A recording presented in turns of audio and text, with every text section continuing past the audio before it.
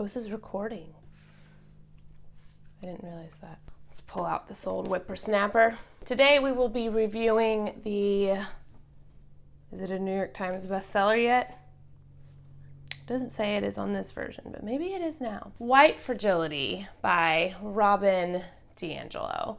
So I knew that this book was a concept, the concept of white people being the reason for basically everyone's problems in the world for the past couple of years, probably since Trump's presidency. And then this book kind of gained popularity again after the George Floyd shooting because white people were trying to find an answer and how to solve their part of the problem. And so Robin DiAngelo got, it is a New York Times bestseller. There you go. Look at that. White Fragility, why it's so hard for white people to talk about racism. So I read this book in about a day. It's super easy. It's only 154 pages, which is crazy for something that short to have gained so much of a following. Is always interesting to me because there isn't that much content in it. And also some of the chapters are 3 or 4 pages long. So it oftentimes feels like a college lecture, some of the chapters. So the format of the book is quite informal at times, and they seem like very brief essays. And at times she seems like she's trying to have a conversation with a friend, as if you were sitting at coffee with her and she is trying to help cleanse you of your sins, and she must first get you to admit to your sins, even though she knows that will be very difficult for you. So she's kind of like that priest in the Catholic Church. I'm not Catholic, but when they sit there and they're like, confess to me. Anyway, that's Robin DiAngelo. She is the priest to white people. The chapters are listed such as the challenges of talking to white people about racism and white supremacy, which are the same thing, by the way. Racism after the Civil Rights Movement. How does race shape the lives of white people? The good and bad binary, anti-blackness, racial triggers for white people. The result, white fragility. White fragility in action. White fragility in the rules of engagement. White women's tears. That's a really good one. Where do we go from here? And then the resources for continuing education, where she talks about, I believe Ibram Kendi is one of them, as well as, is it Tanishi? How do you say his name? Tanishi? That's not good. Hold on, I need to be able to say this man's name since I've heard it a trillion times. Tanishi Coates. Good Lord. I decided to read this book because everyone's been talking about it, and Ben Shapiro told me not to read the book because, in his words, it is utter garbage. And when you tell me not to read a book, I'm going to do it. It's like the really obnoxious rebel inside of me that no one wants to talk to. What I find most interesting about this is, while Robin DiAngelo, well, let me start from the beginning. Robin DiAngelo's entire goal is to tell all white people that they are racist. And not only are they racist, but all of them are white supremacists. So if you ever want to say, like, some people struggle with some racism, but they're not as bad as the David Dukes of the world, right? The Ku Klux Klan leaders. Her response is, you're actually just as bad because you are actually trying to hide or cover up the racism that you have, and you are a white supremacist because you do think that you're better than black people. And so she's actually decided to conflate the two, and somehow in her own mind, I don't know how she thinks she's convinced her audience of this, but in her own mind believes that she has justified that the idea that white supremacists and all racism is the same thing, which I completely disagree with. That being said, white fragility is the idea that all white people are racist, and that when you try to have a conversation with white people about their inherent, inevitable racism, they will react with white fragility, which can come in many shapes and forms, such as anger, tears, white women tears, rejection, going silent, defense mechanisms such as trying to have an intellectual conversation with you where they try and ask you questions that can lead to maybe you admitting you're wrong about accusing them of racism. That within itself is white fragility. And so what's really interesting is she's created kind of this this room, room with no exit for you as a white person. And just to be clear, I really, really hate the fact that I'm having to say white so much here or black, because it's really annoying. No time in my life have I said that so many times in one sentence. So it's really interesting to be at a point now in 2020 where we are having to say black and white as if, one, those are the only two races that exist, but two, those are the most important things to a person, and she truly does believe that that is the most influential thing to a person. So I just want to get that out there. This is just obnoxious. I hate that I'm even having to talk about this. But what you see from Robin DiAngelo is none of her theory, and I think that she sees it as a law. I mean, she doesn't even think that she's wrong. There's no room for error in her mind. She is right.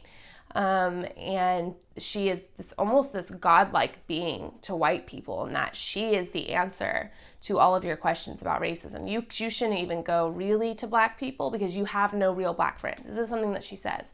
She talks about how you have no room because you have not been able to admit to your inherent racism and your inherent white supremacist mind. You have kept yourself, no matter what you think or where you've grown up with or where you work, you have kept yourself from ever having real, authentic relationships with black people. And so if you think that you can go to them about these conversations on race, that's not gonna happen. Come to me and I will figure out a solution for you, and we can talk about all of our racism. It'll be great. It'll be a party. Throughout the whole book, she uses a lot of anecdotes that are really, they're uncomfortable, because what you see that she does is she leads critical race theory discussions, and she basically leads groups of people who have been criticized for their own racism in the workplace. And so her entire job is basically to go in there and to teach them that they are racist. One, to instruct them, yes, you are in fact racist, and here is how you will cleanse yourself of that racism, and it is through paying me money to be here with this workshop. And so she has a lot of really crazy stories where she's telling them they're racist, and she has white women and white men, or Italian men and Italian women and Hispanic men and Hispanic women being insulted and like leaving and getting angry and acting childish. A lot of them act childish, but these are anecdotal stories. And so she wants to kind of use these stories to paint with a really broad stroke, right? That this is what the world is. We are so incapable of having these conversations. We are so repulsed by the idea that we could be wrong. And in reality, I just want to sit here and say, you are talking to people who have to go to a critical race theory workshop. Like, you're handling some of the worst people or some of the most strange individuals. Of course you're going to run into people like that, right? And so she is handling really interesting, uncomfortable situations. And so of course you're going to have situations like that where you have people acting ridiculous, and I've been in the workplace where I've seen people act ridiculous. And so none of it really surprised me. And maybe that's a sad thing, but also what you learn as you grow up is that adults don't really stop being children. They just learn to hide their childlike behaviors, right? And so I don't like that she uses all these anecdotes to be like, this is how we are. Anecdotal story here, right? That's really, it got old very quickly, and so I sort of got over that, and I didn't think that it spoke to any truth that she was trying to push in this book. I think the most underlying issue that Robin DiAngelo has is her own racism. What you see with Robin DiAngelo is actually an extreme guilt over, and I hate to say this, but the hate that she feels towards Black people, and it is Black people in particular. There's a part where she talks about she's going to a party, and she says a lot of we, and when she says we, just know she's talking about white people. Yes, me, and herself. And she goes to the park to go to her white friend's party, and as she's walking, she sees that there is a group of Black people, and she sees that there's a group of white people, and she realizes, much to her dismay, that she has to go through the Black party to get to the white party. And this sends panic in her body and fear at the idea that this is her feelings, that she has to go through the Black party to get to the white party. And she talks about this like this is a relatable story, or this is a relatable feeling that we've all experienced. And when I was reading it, I just felt sad for Robin, Miss DiAngelo, because I've never felt that in my life. Now, maybe it's the way she grew up. My friend brought this to my attention. She said maybe she grew up just redneck trash. And maybe I shouldn't say that because that sounds mean, but just really redneck, and no people of color around her at all. No black people, no brown people, even though that encompasses a lot of different people. So again, I hate saying that, but no one but white people around her. And she grew up in a family who talked very poorly about white people, or black people, but I don't really know. And so she has been battling this discriminatory feeling that she has for her whole life. And the only way to cope with it is to say, this is all white people. That dog is so freaking annoying. He's huge and he always barks. The only way for her to cope with this feeling is to say, instead of dealing with the fact that this is my sin issue, this is my problem, that I do struggle with racism, I do struggle with hating a specific group of people, she has to bring in everyone else and say, please own this with me. Make this a group problem in order for me to cope. And I get that sentiment because like there are things that I've struggled with, like things that have happened to me that have led me to want, like I've wanted other people, this is really sad, but like things have happened to me or been done to me where I've wanted it to have happened to other people, horrible things, and I've wanted to relate, like I've wanted to hear that from other people so that we could relate and I wasn't alone in having experienced that, which is really messed up. But I want other people to have experienced it. And so it's different, but I understand the sentiment of wanting other people to have experienced bad things with me. And so she wants other people, all white people, to be just as racist as she is. And I really think that that's the whole reason as to why she wrote this, and the whole reason as to why she does the job that she does is because she has an extreme guilt over whatever racism she feels. I don't think most of us grow up without a diverse group around us, and maybe I should look into those statistics. So I feel like if you do grow up in isolation and you do grow up hearing really hateful things about a specific group of people, yeah, you're going to grow up feeling bias or racism towards different groups of people. And that can go from one group to another. And so what you see with Robin DiAngelo, she has all these different feelings. There's another story that she tells that like really kind of made me feel a little sick. She said that her friend moved to New Orleans and got a really cheap house, which is great, good for her. We love a good deal. And her friend said, oh, but it's dangerous. And so they had to get a gun. And she doesn't feel safe. The woman of this couple who got this house, she doesn't feel safe going out. You know what I mean? This friend is talking to Robin, you know what I mean? And Robin was like, while neither of us said it out loud, we both knew what she was really talking about was a black neighborhood. And that, again, what I'm hearing is racism that I didn't grow up hearing, but that clearly Robin DiAngelo struggles with. It seems like she's just admitting to her viewers her own sin struggles. And then is like, you know what I mean? As if she's telling us, do you know what I mean? And I'm sitting here thinking to myself, I don't know what the heck you mean. And I was sitting with my fiance when I was reading this, and I was like, I told him that story. I said, I told him what she said, you know what I mean? I said, did that ever occur to you? He said, what you do is you just have to see how many homeless people live there and how many windows are barred up. That's how you know if something is safe. To me. And we live in a neighborhood where the houses around us, probably this block, because we're in like the older area, town area, it's not as barred up, but like literally around the corner, barred up, around the corner, barred up. And it's like, we know that we have to be careful at night, but it has nothing to do with the demographic.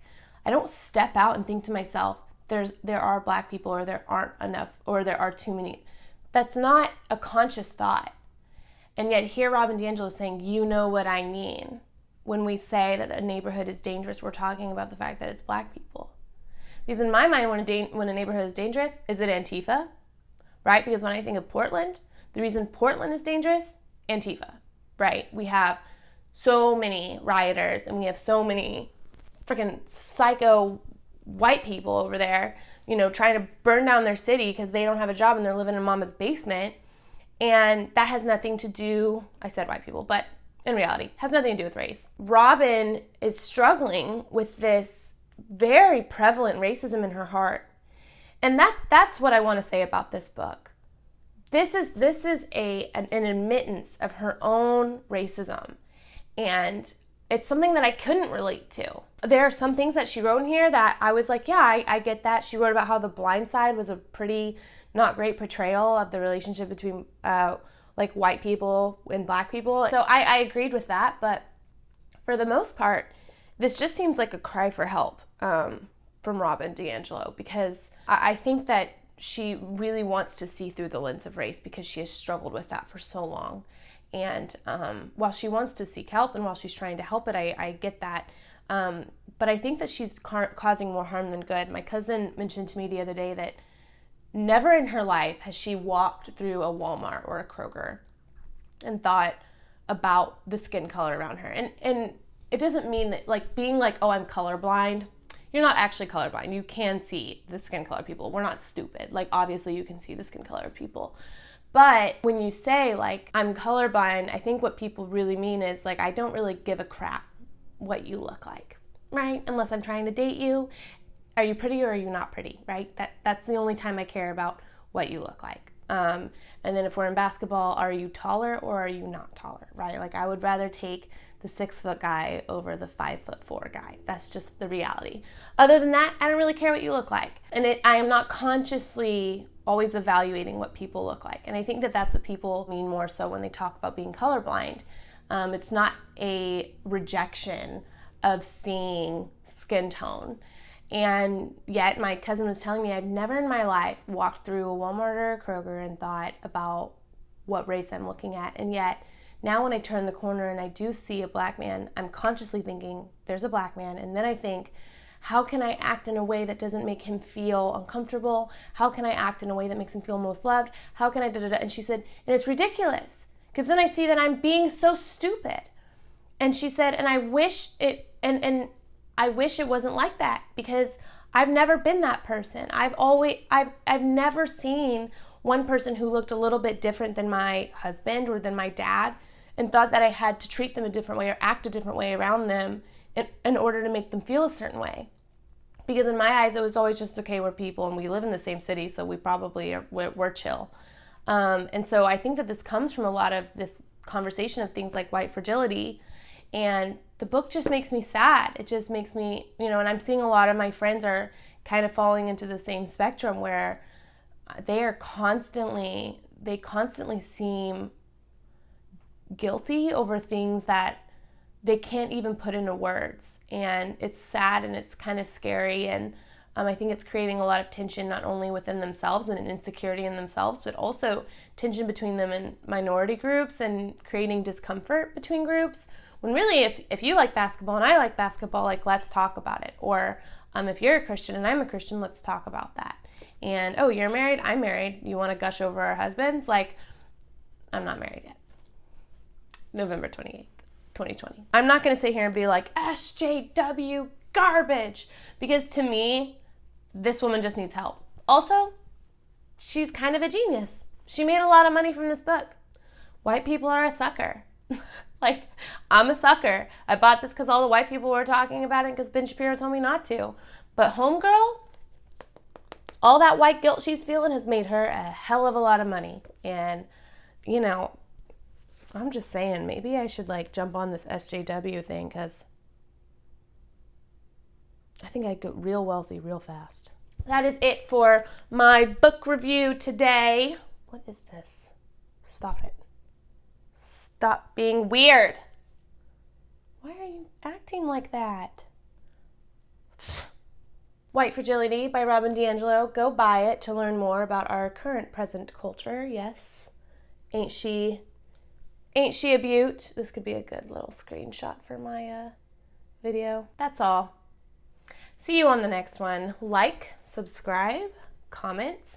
Tell me if you read this book because I want to know what you thought, If it made you angry, don't let it get you angry. Don't let it get you down. Life is too short. dude, we're worrying about protests and Antifa and riots and COVID. Did I already say COVID? Jobs are getting lost. And we might have Kamala Harris as president in November, and that sounds terrifying.